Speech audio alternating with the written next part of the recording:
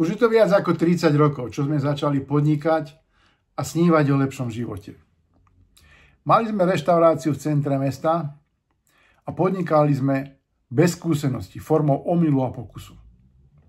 Vyžadovalo si to všetok náš čas, nasadenie, ktoré sme tomu aj odovzdávali. Vybralo si to ale svoju daň. Zabudli sme na svoje zdravie.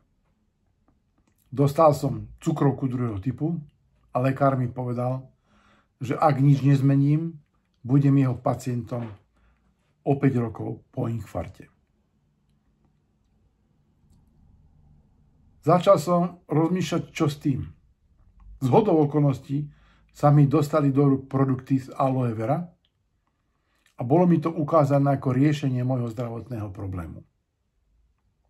Vyskúšal som. Zlepšilo sa mi zdravie, mal som menej stresu, menej napätia a bolo mi lepšie. Na školení som videl ľudí, ktorí sa tomuto obchodu venovali už dlhšie a videl som, že sú zdraví, že sú v pohode, že sú vitálni, chutí im život a pomáhajú druhým ľuďom zlepšiť si zdravie. Páčilo sa mi to, chcel som to aj ja.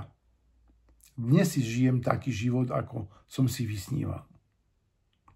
Ak aj ty máš takú situáciu, že si v situácii, keď hľadáš zmenu a máš podobné problémy, ako som mal ja, klikni si na tlačítko a rád ti ukážem prvé kroky, ako si zlepšiť život, mať podnikanie, byť zdravý a mať pohodu.